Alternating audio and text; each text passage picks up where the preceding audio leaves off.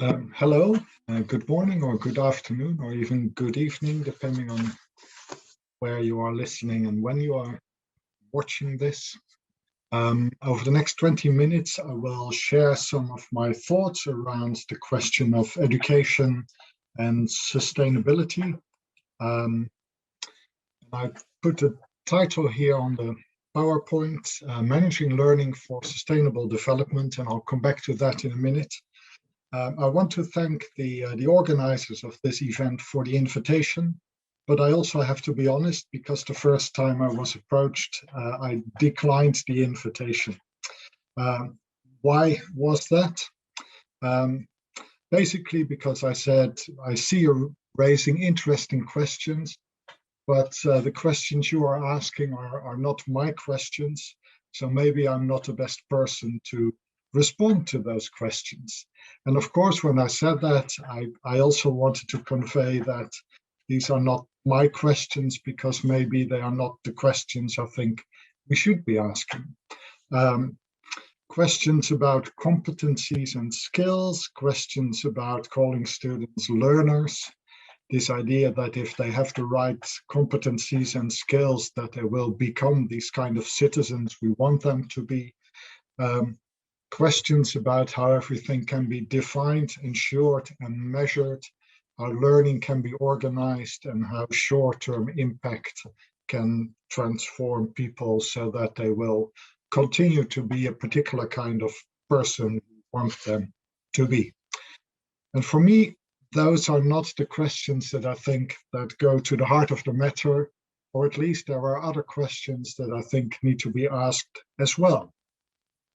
So I said all this, and then the organizer said, well, maybe that's even a better reason why we want a contribution from you, because we need to have the right questions and also keep critical about what we're doing. And then I said, okay, then I'm happy to make a contribution. Of course, in what I'm going to share with you, I cannot solve all the problems that we're talking about, not even address all of them. But I hope to give you a slightly different angle that hopefully helps to even widen and deepen important conversation. So I'll start again, and I'll start with a very different title, the one I would like to speak about: Sustainability and Education, Agenda or Principle. And basically the main thing I want to put on the table, you could say, is this question whether we should think of sustainability and sustainable development as another item that we should add to the agenda of education and the schools, another thing that schools should do. We can think about it in that way, but one problem, and I'll mention that again a little later, is that we are already asking a lot from schools, so the agenda is already quite full. And therefore, the alternative I want to propose is to say, maybe sustainability should be a principle that permeates everything we do in education, because for me, that would mean really taking it seriously from an educational angle. And when that idea sounds attractive, and how we do that is, of course, an important question, we touch upon another question, the question how sustainable contemporary education itself actually is. And I'll make some observations about that as well, because I think part of the problem may lie there. I'll do something very strange before I start, because I want to ask you a question. I'm not going to answer it for you, but I want to give you that question, and maybe for you to ponder that question in the background. Because right now I am speaking and you are hopefully listening, but there is a really interesting question where what I'm saying, or when you're in a conversation and someone else is speaking to you, what that person is saying, where does that actually arrive with you? And I'm just curious what your answer would be. But maybe also the next question, where do we actually keep that which is spoken to us? This question stays in the background, but it may not be entirely irrelevant. Okay, there we go. What's the problem we're talking about? We are talking about a problem that the Earth is succumbing, or you could even say it's collapsing under its inhabitants, mainly, first of all, primarily only its human inhabitants. Can say we as human beings have been asking too much from our planet and have been caring too little, and that is creating big problems. Now you can say, oh, this is a problem that we're waking up to in 2021, but that's a bit slow. We knew this already, at least I would say since 1972, when this book appeared by the Club of Rome, Limits to Growth. The book made a big impact on me when I was a secondary school student at the time. And even then you could say these were not the first voices that raised concern about how we were interacting with this beautiful earth we live on. So the problem is pretty clear. And you could imagine a solution, an educational solution, that looks something like this. And of course, this is tongue-in-cheek. Nonetheless, you will find with a lot of issues that education is required to deal with, usually you see these kind of steps. The first step is that people turn to government and say the government should prescribe with very much detail what schools should do here. Then we go to educational policymakers and we ask them to list the learning outcomes that should be achieved. Then we go to curriculum developers or curriculum development agencies to develop a curriculum for that. Then we go to the assessment experts to develop valid assessments. And we put a lot of money in research and ask researchers to identify what works. Then that whole package comes to the school who has to deliver all this. And then we have national monitoring agencies or the OECD who we ask to measure and monitor progress. And then you can say the problem is solved. Or is that the case? That's, of course, the big question. Is this how we should engage with these big questions that we encounter as human beings? Is it a matter of managing and lining up all the parties? I don't think so. I'm worried that if that's our approach, we create new problems. One problem with this maybe wonderful big ambition is that it's going to take a long time for all this to happen. If we even put all the efforts in one direction, it's a massive effort to achieve. But you can say that's a practical problem. If we want to go there, that's fine. Another problem is that if you see that whole list and see everything that would come to the school, it creates an additional burden for the school. And I do think societies are already asking very much from schools. So is it a good idea to even increase that burden? And this is the biggest problem and the one I want to explore a bit more in my presentation here. When you look carefully or not that carefully about that particular approach I just have shown, you see that it approaches the whole educational question from a control perspective. The idea is that if we can get a better grip on education, a clear agenda, effective interventions, close measuring and monitoring, we'll get the right kind of citizens.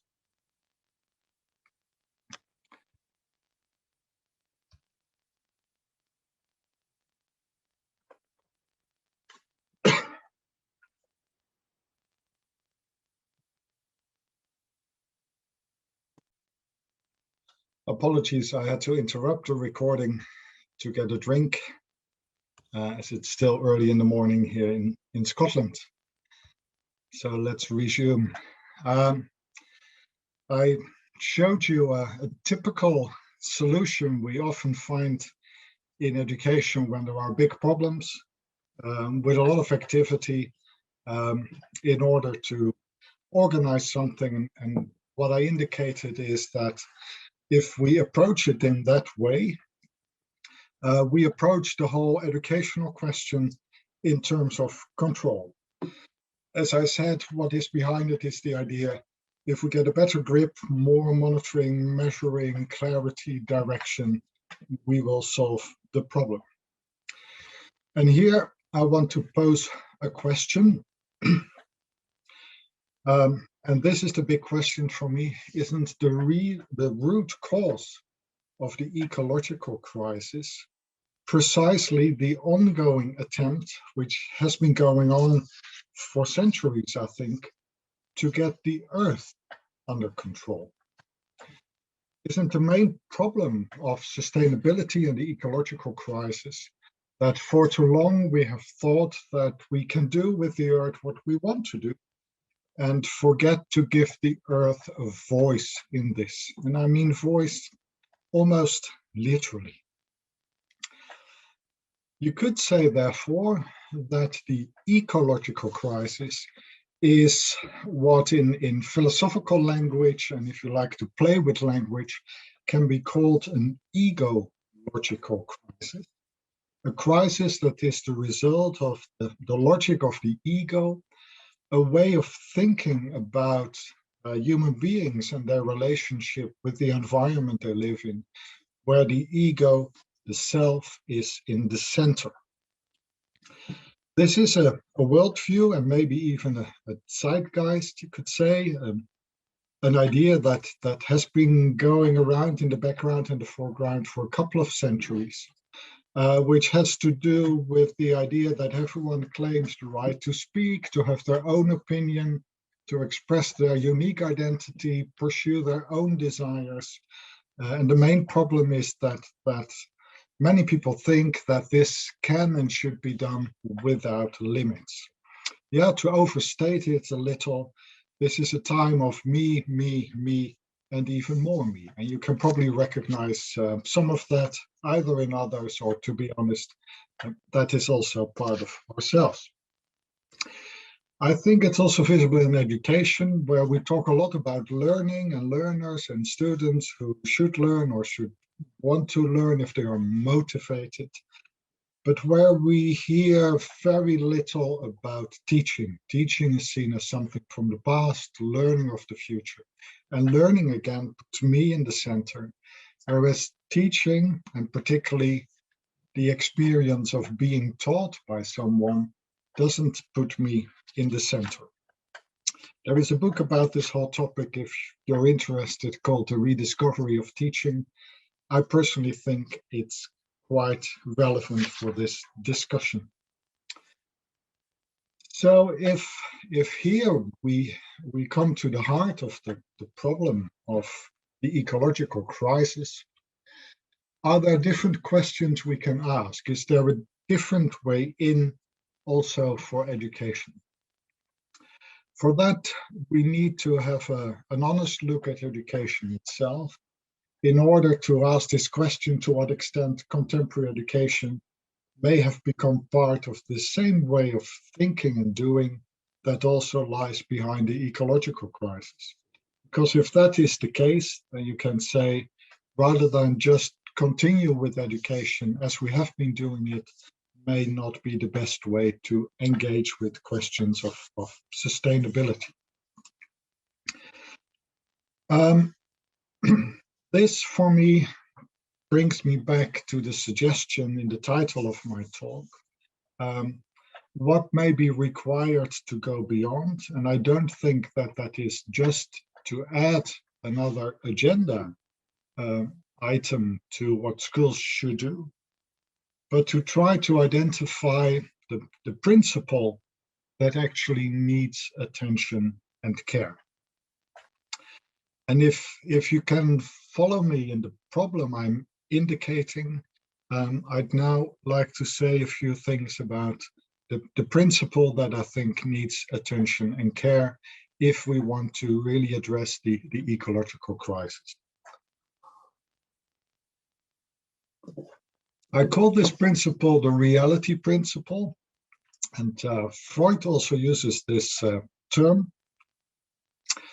And the basic idea that I will explore in a few different ways is that one way in which we can think about ourselves in the world is in terms of me, me, me. It's about me, what I want, and I just use the world as a shop to go into and grab what I want. What is missing there, you could say, what we forget, is the reality of the world itself. A reality that we need to take into consideration if we really want to come into a sustainable relationship with the world outside. That's the idea of the reality principle. You can say the question, where is reality in education? So this has to do with our relationship with what is other, our planet, the Earth, but also our relationship with other human beings. And to think of this relationship not in terms of an object of control, where we want to get a grip on the Earth, also not as a resource for our satisfaction, the idea that we just can take and keep taking from the planet what we want, but that in those encounters, we encounter a reality that poses limits on what we can do, and that in a sense asks of us to limit ourselves. This, you can say, is already clear in the title of this book from the Club of Rome, The Limits to Growth. There is a question of limits to consider, and in the culture of just me, me, me, you can say these limits are not on the radar. So if we then take an honest look at what's happening in education and ask, is there a place for reality? Where is the world, where are other human beings in our educational structures and cultures? I'll do this very quickly. You need to take your own look around. But when I look at education nowadays, I see an awful lot of control. Control talk, control thinking, control action. Effectiveness is a control notion. Evidence-based education is control. A lot of monitoring and measuring, competition, league tables, naming and shaming schools or countries that are not performing well. All comes from a control mindset. Now, people often defend this by saying, yeah, we do this to make education better. But when you ask what kind of improvement sort of motive lies behind it, I think there is at least a risk to say if we can better control education, at some point we can control it completely and make education into a perfect machine. But that ambition is actually a dangerous fantasy. Philippe Marieux, the French educational scholar, says this is actually a very immature desire because it forgets the reality of education. The fact that education is not some kind of mechanism of push and pull, not a machine, not a clockwork, but is a process of human communication. The American curriculum scholar William Pienaar beautifully calls education a complicated conversation we are in. And that's not a matter of control, but a matter of opening up, paying attention, listening, and letting yourself be taught, you could say. I see the same tendency in the culture of education. And the question I ask here is, how actually does contemporary education position the student in the world?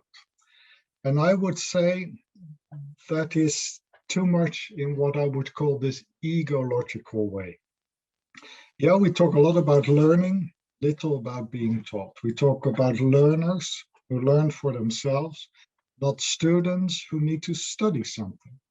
A lot of talk about making, construction, sense-making, active learning. Some people are very critical of students from the East and say they are not really up to date.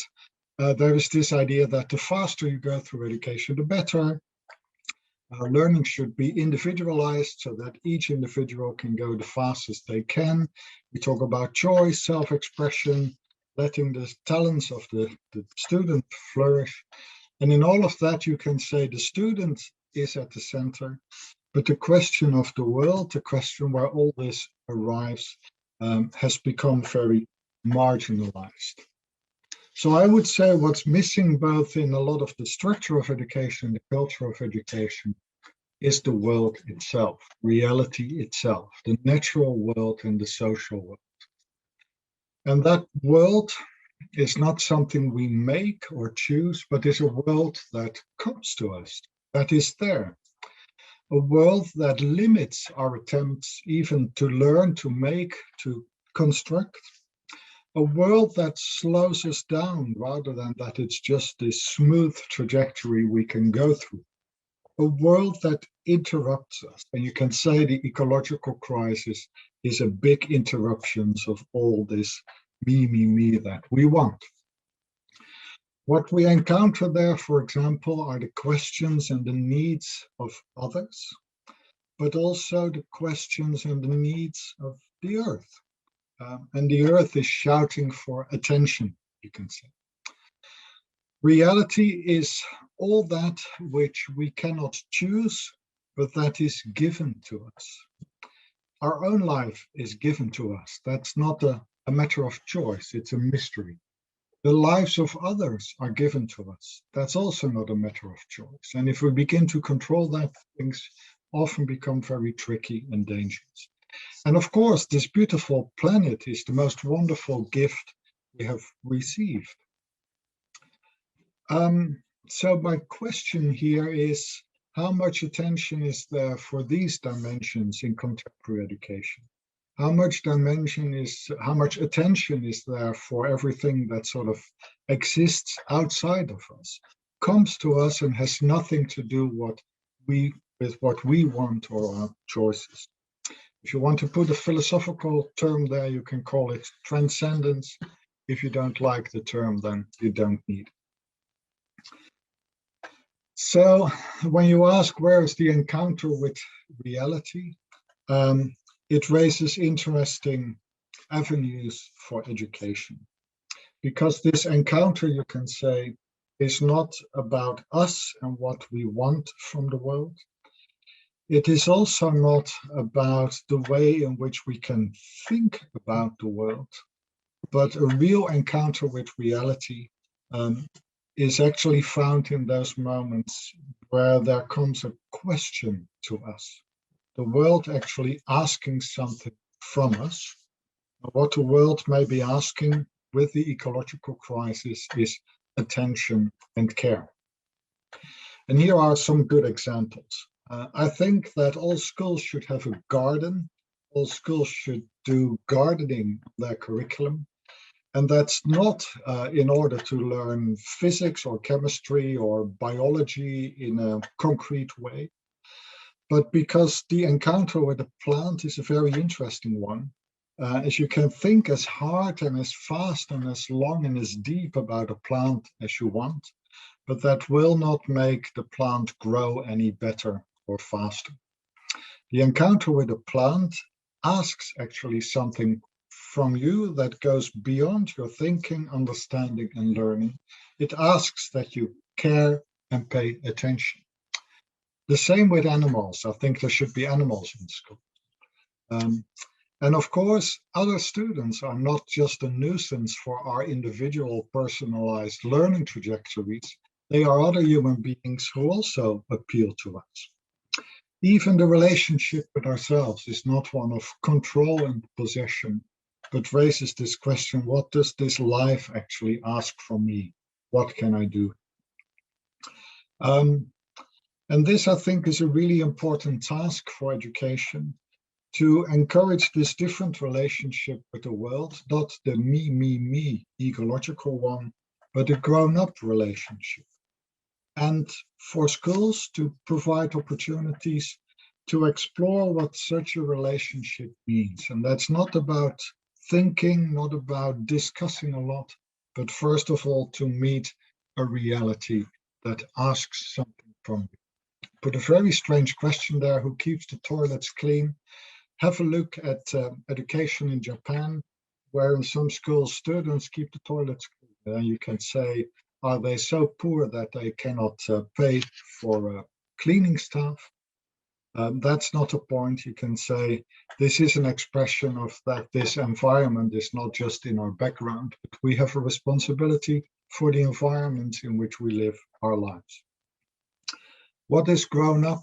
Here I quote again a beautiful sentence from Philippe Marieux, who says, to exist in a grown-up way is to be in the world, but not put yourself in the center of the world. And I think that's what we need in order to begin to come to terms with the ecological crisis.